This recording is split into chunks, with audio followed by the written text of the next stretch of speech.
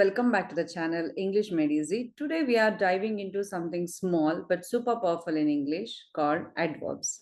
Adverbs are like super boosters. They add extra power to your verbs, adjectives, or even other adverbs. Already you have learned adverb as one of the parts of speech in the previous video. So today we are going to learn adverbs in detail and the types of it, and also how are we going to use these types of adverbs in our sentences. So let's unlock the secret of adverbs. Let's get started.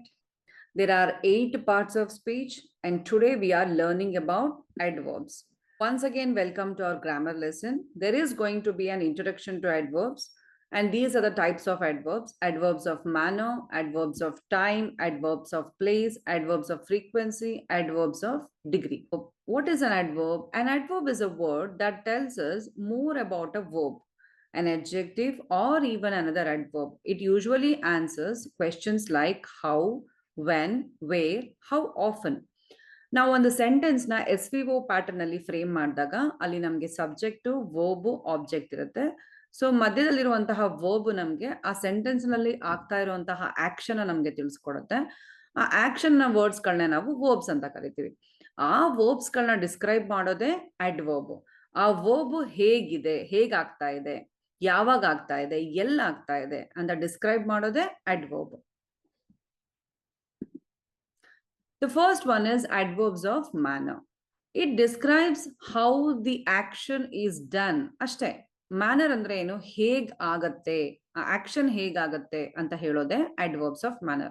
ನಾನು ತುಂಬಾ very easy and simple definition ಹಾಕಿದೀನಿ ನೋಡಿ, ಏನೂ confusions ಇರಲ್ಲ ಇದರಲ್ಲಿ. Describes how, ಹೇಗೆ, the action, ಆ sentence ಅಲ್ಲಿ ಇರುವಂತಹ ಆಕ್ಷನ್ ಹೇಗಾಯ್ತು ಅಂತ ಹೇಳೋದೆ adverbs of manner.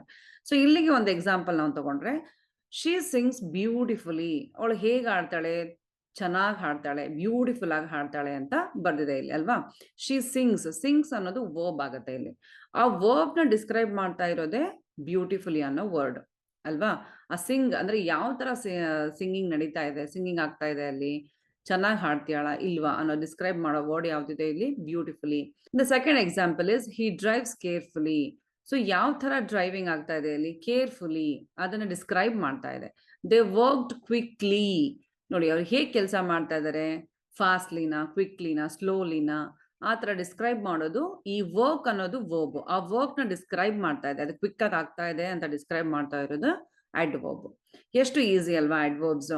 ನೋಡಿ 10 ಸೆಂಟೆನ್ಸಸ್ ಅಲ್ಲಿ ಆಲ್ಮೋಸ್ಟ್ ನಿಮ್ಗೆ ಲಾಸ್ಟ್ ಅಲ್ಲಿ ಎಂಡ್ ಅಲ್ಲಿ ಇರೋದು, ನಾನು ಆಗ್ಲೇ ಹೇಳಿದೆ ಪಾರ್ಟ್ಸ್ ಆಫ್ ಸ್ಪೀಚ್ ವಿಡಿಯೋದಲ್ಲಿ, adverbs are very easy to identify in a sentence.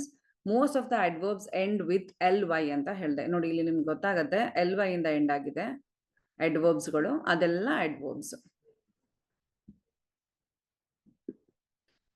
Second one is adverbs of time. It tells us when an action happens. So ಇಲ್ಲಿ ನಾವು ಪ್ರೀವಿಯಸ್ adverbs ಅಲ್ಲಿ ಏನ್ ತಿಳ್ಕೊಂಡ್ವಿ, ಆ ಆಕ್ಷನ್ ಹೇಗಾಗತ್ತೆ ಅಂತ ತಿಳ್ಕೊಂಡ್ವಿ, ಸ್ಲೋ ಆಗ, ಫಾಸ್ಟ್ ಆಗ, ಆ ತರ. ಇಲ್ಲಿ ಅಡ್ವರ್ಬ್ಸ್ ಆಫ್ ಟೈಮ್ ಅಂತ ಅದೇ ಹೇಳ್ತಾ ಇದೆ. ಸೊ ಯಾವ ಟೈಮ್ ಅಲ್ಲಿ ಆಕ್ಷನ್ ಆಯ್ತು, ವೆನ್, ಯಾವಾಗ ಅಂತ ಇದು ಹೇಳತ್ತೆ. ಫಾರ್ ಎಕ್ಸಾಂಪಲ್ ನೋಡಿ, ಸಿಂಪಲ್ ಡೆಫಿನೇಷನ್ ಅಷ್ಟೇ, tells us when an action happens. When you go through the examples you will get to know. I'll call you later, she arrived yesterday, we are meeting tomorrow, he is busy now, they moved here recently. ನೋಡಿ ಇಲ್ಲಿ highlight ಆಗಿರುವಂತಹ words ಗಳೆಲ್ಲ ನಮ್ಗೆ time ನ indicate ಮಾಡುತ್ತೆ. ನಿನ್ನೆ, ಇವತ್ತು, ಅಥವಾ ಲೇಟರ್, ಸ್ವಲ್ಪ ಹೊತ್ತಿನ ಮುಂಚೆ, ಇನ್ನೊಂದು ಸ್ವಲ್ಪ ಲೇಟ್ ಆಗಿ, ಆ ತರ ನಮ್ಗೆ ಟೈಮ್ ನ ಇಂಡಿಕೇಟ್ ಮಾಡ್ತಾ ಹೋಗುತ್ತೆ. These are called as adverbs of time. ತುಂಬಾ simple definition with simple examples ನಾನು ಇನ್ಕ್ಲೂಡ್ ಮಾಡಿದ್ದೀನಿ. ಜಸ್ಟ್ ರೆಫರ್ ಮಾಡಿದ್ರೆ ಸಾಕು, ನಿಮ್ಗೆ ಯಾವತ್ತೂ ನೆನಪಿರುತ್ತೆ ಅದು. The next one is adverbs of place. Adverbs of place ಏನು, it describes where the action takes place. ಇಲ್ಲಿ adverbs of place ಅಲ್ಲೇ ನಮಗೆ ಡೆಫಿನೇಷನ್ ಗೊತ್ತಾಗ್ತಾ ಇದೆ. It just tells us about the place. ಅಂದ್ರೆ ಎಲ್ಲಿ ಆಯ್ತು, ಒಂದು ಆಕ್ಷನ್ ಹೇಗಾಯ್ತು, ಯಾವಾಗಾಯ್ತು, ಇವಾಗ ಏನ್ ಕಲಿತಾ ಇದೀವಿ, ಎಲ್ಲಾಯ್ತು. The children are playing outside. She looked everywhere for her keys. Come here and sit down. He went upstairs to study. So ಇಲ್ಲಿ ಹೈಲೈಟ್ ಆಗಿರುವಂತ ವರ್ಡ್ಸ್ ಗಳೆಲ್ಲ adverbs of places. These are the examples of adverbs of place. The next one, adverbs of frequency. It tells us how often something happens. ಅಂದ್ರೆ ಆ ಕೆಲಸ ಎಷ್ಟು ದಿನಕ್ಕೊಮ್ಮೆ ನಡೆಯುತ್ತೆ, ಆ ಆಕ್ಷನ್ ಯಾವಾಗಿರುತ್ತೆ, ಯಾವಾಗ್ಲೂ ಇರತ್ತಾ, ಅವಾಗವಾಗಿರತ್ತಾ, ಆ ಫ್ರೀಕ್ವೆನ್ಸಿನ ನಮ್ಗೆ ಹೇಳತ್ತೆ. ಇದು ಯಾವುದು? Adverbs of frequency. ಇಲ್ಲಿ ನಾವು ನೋಡ್ತಾ ಇದ್ದೀವಿ ಹೌ ಆಫನ್ ಅಂದ್ರೆ ಎಷ್ಟು ದಿನಗಳಿಗೊಮ್ಮೆ ನಡೆಯುತ್ತೆ. Sometimes, always, usually, occasionally, rarely, never, ever, ಆ ತರ ಒಂದು ವರ್ಡ್ಸ್ಗಳು ನಮ್ಗೆ ಅಡ್ವರ್ಬ್ಸ್ ಆಫ್ ಫ್ರೀಕ್ವೆನ್ಸಿ ಆಗುತ್ತೆ.